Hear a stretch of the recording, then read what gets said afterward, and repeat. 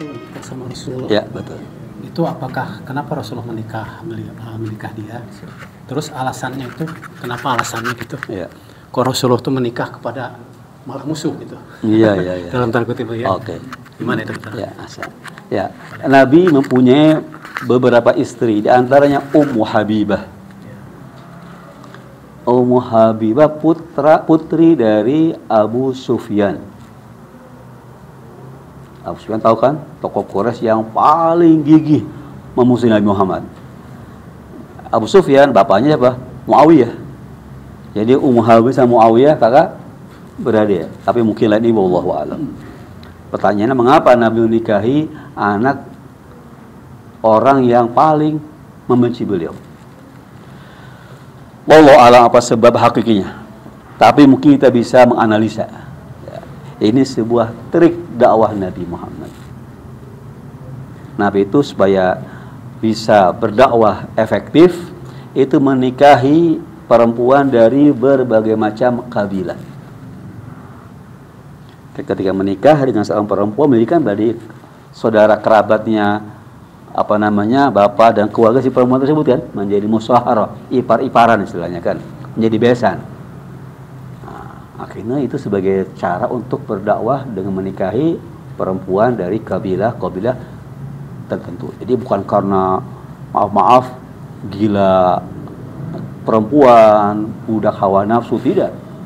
Tidak lagi nikah dengan 9 orang perempuan dalam rangka berdakwah. Nah, boleh jadi menikahi Ummu Habibah supaya Abu Sufyan tertarik kepada Islam. Nah, masalah nanti efektif itu Abu Sufyan yang tidak mendapatkan hidayah. Sufyan itu belum muslim. Belum, karena Abu Sufyan muslim kan di Fathu Makkah.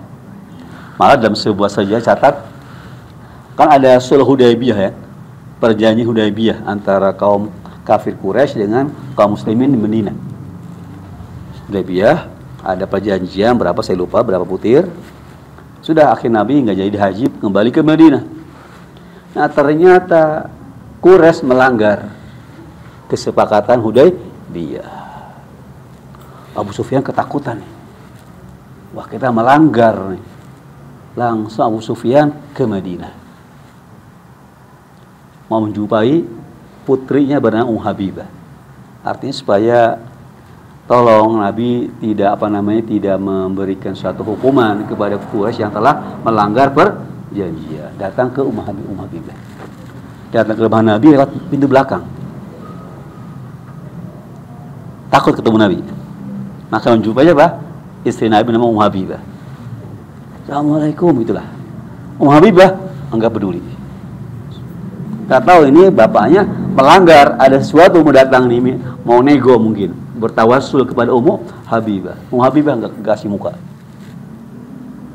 Akhirnya didiam oleh Ummu Habibah, dia kembali ke Makkah lagi. Nah, jadi Ummu Habibah sangat taat kepada Rasulullah dan dia membenci bapaknya yang telah melanggar kesepakatan Sulh Hudaybiyah. Bukannya beralat seperti istrinya Imam Hasan, bukan? Bukan. Malah itu. Yang termasuk istri Nabi yang baik sekali itu, Ummu Habibah.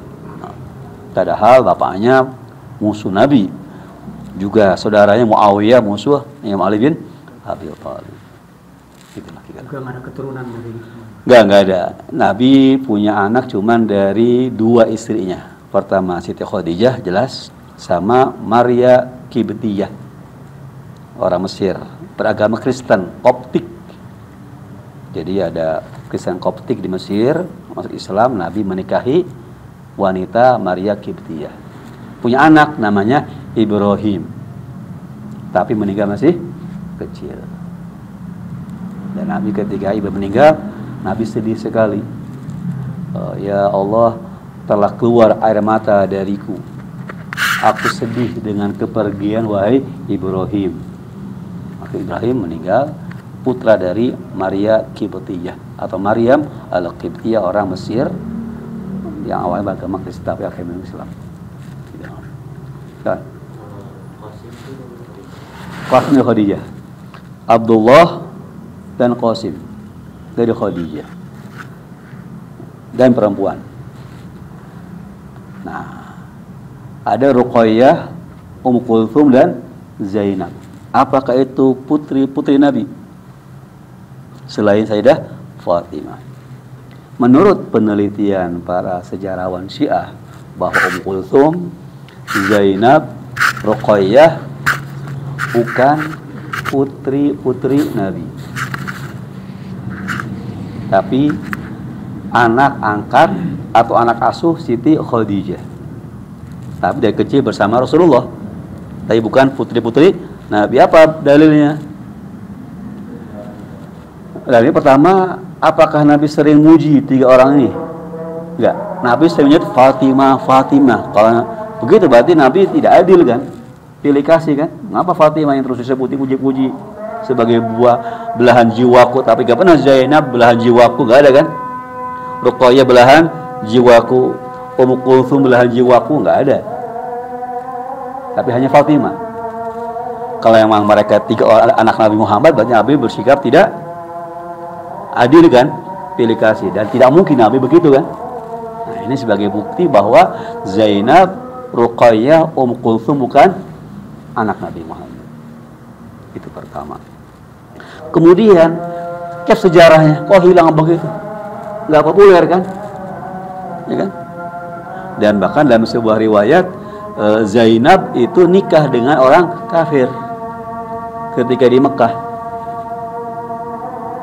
Nah, ketika perang Uhud, nah suami Zainab itu menjadi tawanan. Akhirnya Nabi melihat ini suami Zainab, akhirnya Nabi iba kesian kepada suami Zainab. Ini ceritanya. Yang lainnya jarang ada riwayat atau bahkan penjang kehidupan Ruqayyah bagaimana, Kulthum bagaimana, Zainab seperti apa, itu hilang dari penelitian para sejarah, kecuali sedikit sekali. Kulthum, Ruqayyah nikah dengan Khalifah Utsman bin Affan, sehingga dipanggil Dzun-Nurain. Ya memang Zainab, Kulthum, Ruqayyah adalah wanita-wanita baik dan adalah anak asuh Siti Khadijah, dan mereka muslimah yang baik, tapi bukan putri-putri Nabi. Ini menurut penelitian para ahli sejarah dari kalangan Syiah. Jadi wanita cuma Fatimah Zahra aja. Yang laki-laki tadi Abdullah dan Qasim dari Khadijah. Ada Ibrahim dari Maria atau Maryam Al-Qibtiyah.